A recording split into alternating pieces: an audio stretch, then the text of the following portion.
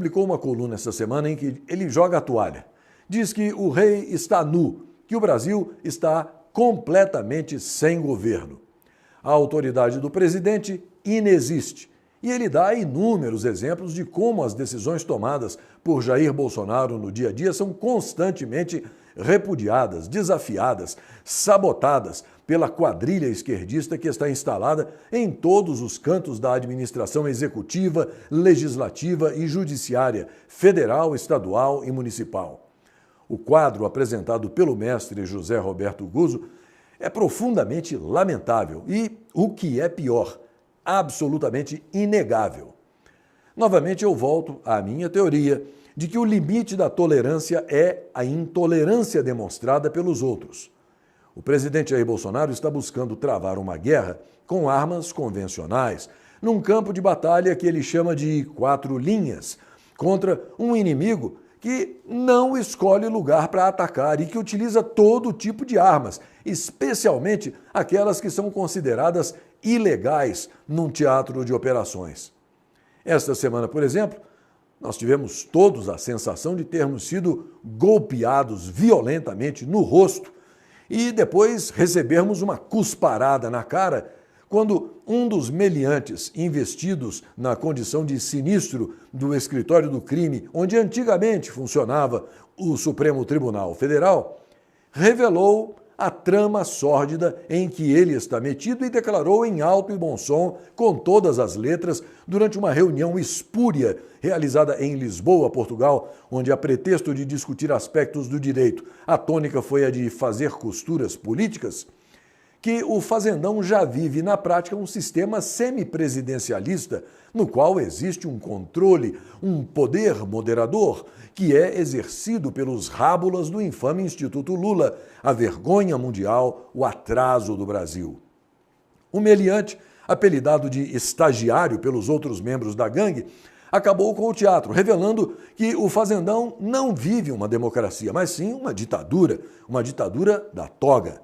No mesmo evento, um outro sinistro que claramente aparentava estar alcoolizado, o que certamente lhe ajudou a destravar a língua, declarou que... Discutimos, no caso brasileiro, a mudança do regime de governo, do sistema de governo, discutindo o modelo português e o modelo brasileiro, presidencialismo de coalizão e um regime próprio que nós temos chamado de semipresidencialismo. Acho que essa foi a questão central. Agora, me diga uma coisa, quem é este indivíduo na fila do pão para ficar debatendo no exterior, para piorar ainda mais as coisas, a mudança do regime de governo brasileiro? Você já ouviu falar de algum juiz da Suprema Corte dos Estados Unidos batendo boca todo dia sobre questões que não lhe dizem respeito? A função deste indivíduo, tal qual a função de um juiz da Suprema Corte norte-americana, é a de se debruçar sobre as leis silenciosamente, calado, sem dar um pio e, baseado no que ele estudou nos cursos de direito que ele fez, averiguar a constitucionalidade ou não de decisões tomadas em instâncias inferiores, junto com os outros rábulas que integram a gangue dele. Só isso, apenas isso, nada mais do que isso. Ele não tem que se meter a querer dar soluções para questões que são da exclusiva competência dos poderes executivo e legislativo. Ele não pode fazer isso. Ao fazer isso, ele está cometendo um crime, está usurpando a competência dos outros poderes com os quais ele deveria obrigatoriamente estar trabalhando em harmonia.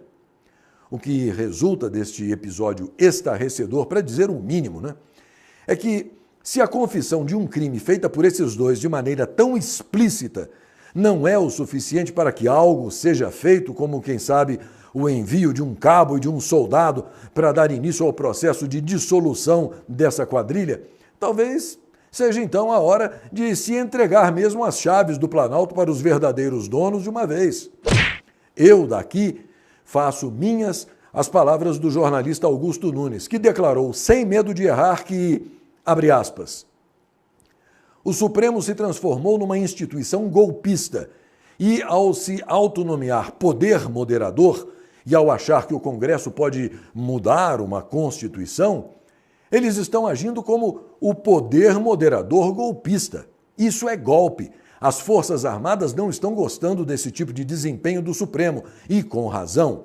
O Supremo se mete em tudo. Agora, em vez de defender a Constituição, conforme determina a própria Constituição, o poder moderador, formado por eles, está querendo instituir o parlamentarismo para que eles continuem controlando o Brasil e para se livrarem dos ministros do Poder Executivo. Eles estão achando que a possível reeleição do presidente Bolsonaro é intolerável e já estão querendo botar o primeiro-ministro, possivelmente um Michel Temer ou algum membro do Supremo. O povo deve reagir a isso como se reage a quem ameaça a democracia brasileira. O Supremo ultrapassou todos os limites e agora é uma instituição fora da lei. Fecha aspas.